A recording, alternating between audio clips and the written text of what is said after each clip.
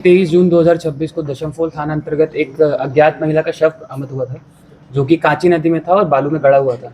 तो उस टाइम पे जो घटना थी काफ़ी सेंसेशनल न्यूज़ बनी थी। तो उसी के आलोक में वरीय पुलिस अधीक्षक महोदय द्वारा एक एसआईटी टीम का गठन किया गया था, जिसमें एसडीपीओ गुंडू ओम प्रकाश, थाना प्रभारी दशमफोल और सभी पुलिसकर्मी शामिल थे।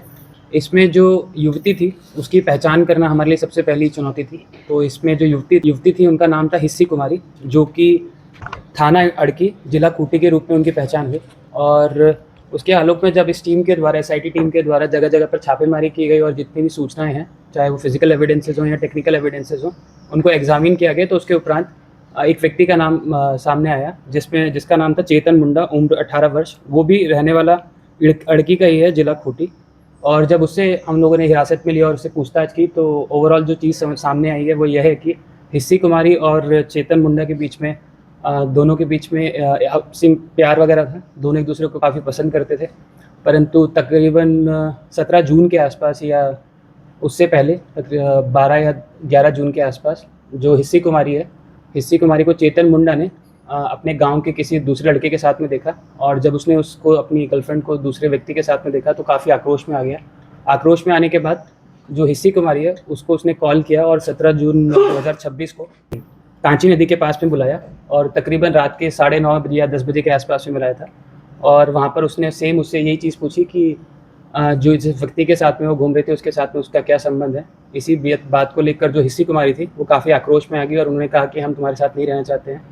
इसी बात को लेकर जो चेतन मुंडा था, जो प्राथमिकी अभियुक्त है हमारा, जो प्राथमिकी अभियुक्त है, उसके द्वारा जो चुन्नी रहता है जिसको बोलते हैं, जिससे उसी को गला दबाकर उसने हिस्सी कुमारी का गला दबा दिया और उसकी हत्या कर दी।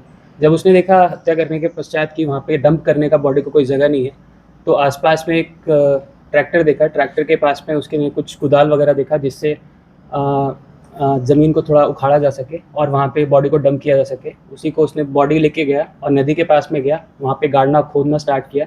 और तकरीबन 5 या 6 फुट खोदने के बाद जो हिस्सी कुमारी की बॉडी थी उसको वहाँ पे डंप कर दिया। थोड़ा बारिश के बाद जब वहाँ से थोड़ा चीज़ें हटना स्टार्ट हुई, तब ये शव हम लोग को 23 जून 2026 को बरामद हुआ। उसी के आलोक में हम लोगों ने इसमें चेतन मुंडा को प्राथमिकी अभियुक्त के रूप में हिरासत में भेजा जा रहा है। इसने अपना जुर्म भी स्वीकार किया है। साथ ही साथ इसके साथ में हमारे पास में फिजिकल एविडेंसेस और टेक्निकल एविडेंसेस भी हैं इसमें। और बरामद सामग्री में जो हिस्सी कुमारी है उसका फ़ोन उसने इस दिन रख लिया था, जिस दिन 17 जून को उसने उसकी मृत्यु की थी। उसी दिन उसके जो हिस्सी कुमारी के पास में जो फ़ोन था उसे उसने अपने पास रख लिया था और उसे स्विच ऑफ कर लिया था। वो फ़ोन भी हम लोग के द्वारा बरामद कर लिया गया है।